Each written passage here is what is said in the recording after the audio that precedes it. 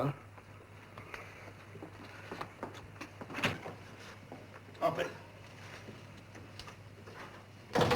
J'espère, cher monsieur Tardivet, vous êtes plutôt content. Tout est maintenant réglé, l'indemnité, la voiture, le costume, sans discussion et sans procès. Je dois reconnaître que vous êtes montré correct. N'est-ce pas? Et compréhensif. Merci. Mais comme je suis quelqu'un de scrupuleux, enfin, à mes heures, j'ai décidé de vous offrir une compensation supplémentaire. À quel titre? Mettons que ce soit à titre amical. Ah? Oui. Regardez. Ben, c'est ma femme. Ah, vous êtes physionomiste.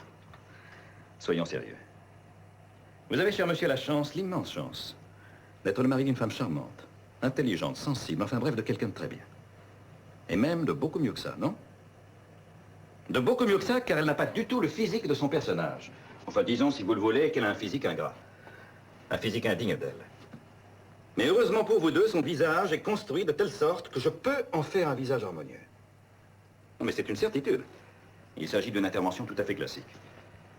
Regardez bien.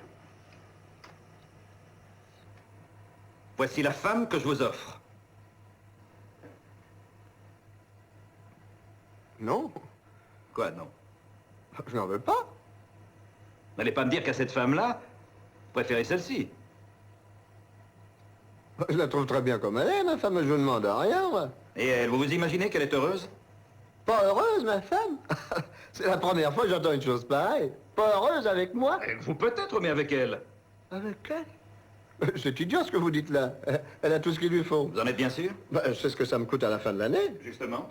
Je vous offre l'occasion de lui faire un immense plaisir, qui ne vous coûtera rien.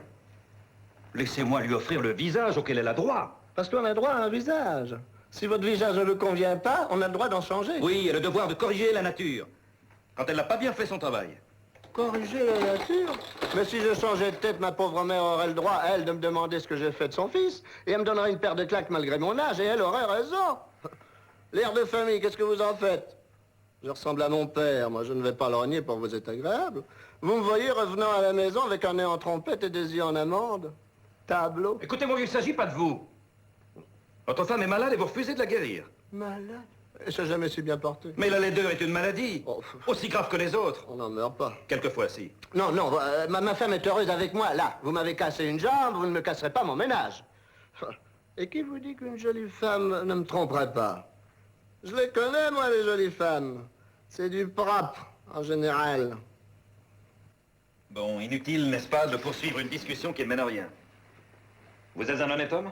J'ai ma conscience pour moi. Bravo. Alors vous pensez comme moi qu'avant de refuser un cadeau tout de même exceptionnel, il convient de demander son avis à l'intéressé? Son avis à ma femme? Bon, si vous voulez. Vous me promettez de lui soumettre ma proposition? Ben, qu'est-ce que je risque? Et de lui montrer ses photographies? D'accord. J'ai votre parole. Ben, pour qui me prenez-vous? Pas heureuse avec moi, ma femme? Bon, on voit bien que vous n'êtes jamais venu à la maison. Bon, ben, vous avez ma parole.